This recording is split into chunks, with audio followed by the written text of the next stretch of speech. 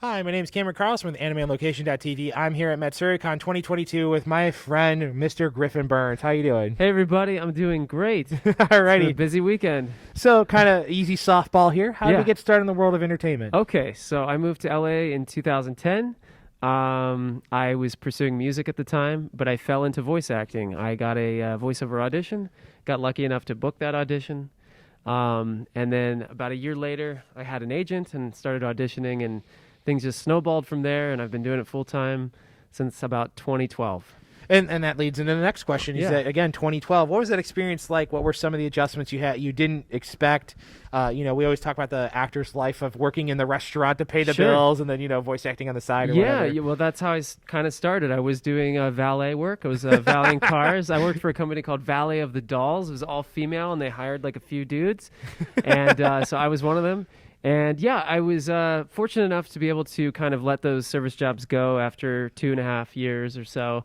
I also did extra work. I worked as a PA here and there. I mean, anything to keep sort of the days open so I could audition and pursue, acting.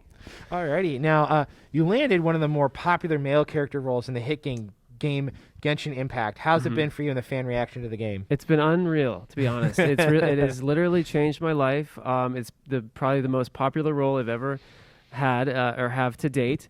And it's a unique. What's unique about it is that I've been told in the past, like, hey, this project's going to be big, but this is the first time where someone said it, and it actually was. It is really big, and the fandom's massive. I mean, my numbers on social media have like skyrocketed ever since the game came out. I have a problem that I would not be able to overcome if I started playing that, Oh, so what's it? I don't touch that with a 10-foot pole. You spend too much money on it? Gotcha games and me do not get along Okay. financially. Okay, yeah. So, Yeah. AKA Pokemon Go takes a bit of my money. Okay, Uh, understood. So, Demon Slayer has been a big hit Yes. as well, both in theaters and streaming services. How much fun is it to be part of that? It's actually the movie that's credited Yeah. for saving the Japanese box office. Like That's right. It's done- credited for saving it, literally 100%. Done amazing. The fact that you got to work on it in the English version and then also be part of the series, Yeah. both season 1 and 2, how's it been? It's been great. I mean, I will say I haven't done too much yet. Muichiro has only had like a couple lines, but season 3 should be on its way, and that's when you'll really see Muichiro's story arc. And so fans are coming up to me at Matsuricon and other cons, and they're really excited for what's to come, and so am I. Alrighty, now Yeah. another fun, long-standing anime series is JoJo's Bizarre Adventure. Knowing the series is over 30 years of content. Oh my gosh. What does it mean for you to take on a role within that short period? Because That's- you've got now the 6th art, Right. and there's 5 other arcs, spanning 30 years worth Yeah. of pop culture. What does Yeah. it mean for you to come into it now? Well, for starters,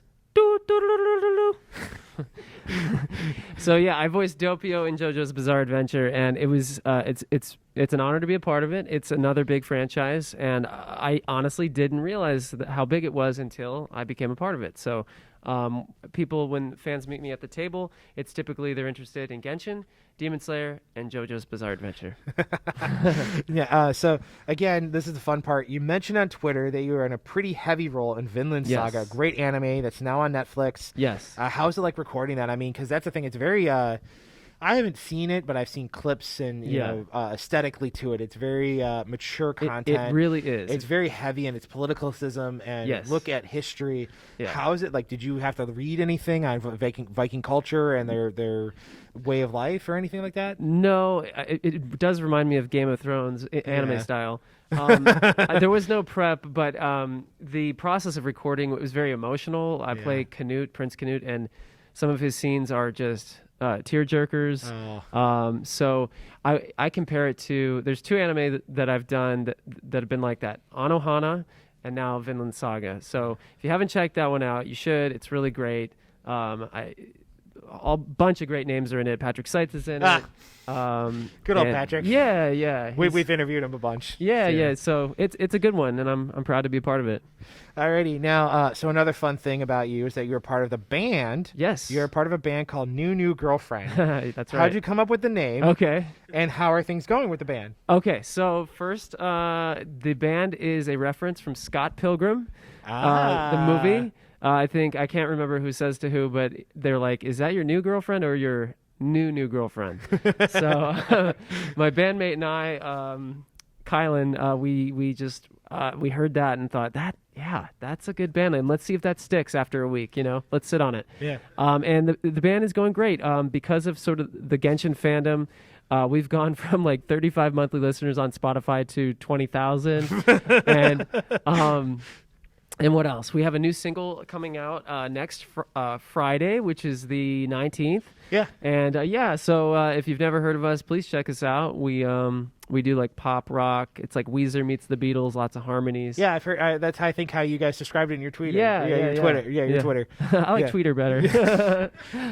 Mix up of words. It's funny. So which I actually I did listen to a little bit of your music to try to get an understanding of who you were and everything. Yeah, thank you. So as a musician though, who inspired you to pick up the guitar to start to play, and what style do you like to play the most? Because you have obviously different styles of guitar, be it the slide guitar, pick, no pick, the fingernail style. Like what? Right. Well, who was your guitar person? Well, I'm a true '90s kid, so I loved, like, the moment I heard the Nevermind album by Nirvana, I was just blown away. I wanted to know how those guitar sounds were made, and then I got really into pop punk. I loved Blink-182, Green Day, Sum 41, Offspring.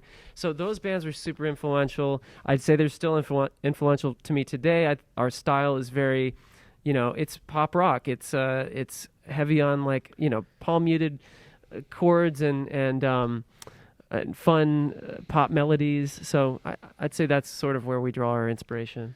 Yeah, because again, I'm a kid of the '90s as well. I think you and I are pretty close in age. Yeah. So all the bands, you're just like, hey, that's my childhood right there in my teen years. Yeah. Love that stuff.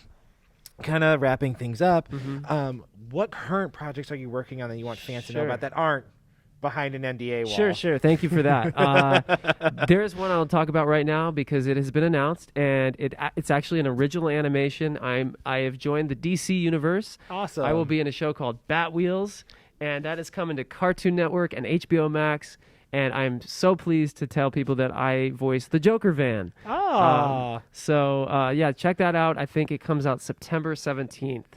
So okay. Yeah. Now, go ahead. And there's many other video games and mainly video games right now that are on their way. I can't really talk about them, but they'll be out next year. All right. Now, we've talked about new girlfriend and you. Question mark is, where can we keep up with you online? Sure. And then what would you like to say to the fans that have been keeping up with you since you started your career? Oh, of course. You can follow me. I wish my handle was the same on every platform, but someone else took it.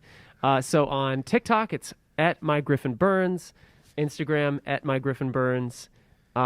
Twitter is @TheGriffinBurns. Right, because when I tried to look up Griffin Burns, it wouldn't let me do it. And also, I think Tara Sands accidentally tagged the other Griffin Burns in a tweet. I was like, that's so funny. No. Yeah, so unfortunately, my Griffin Burns is gone on Twitter. But that's where you can follow me. And I just want to give a big thank you to everybody who's been paying attention to my career. It's really special to be able to make appearances now and meet you all in person, and I hope to do much more of that. So thank you. Hey, it's been wonderful to talk with you. Thank you so much for coming out, and I really hope you enjoy the rest of your day. Appreciate it. Thanks, everyone. Bye.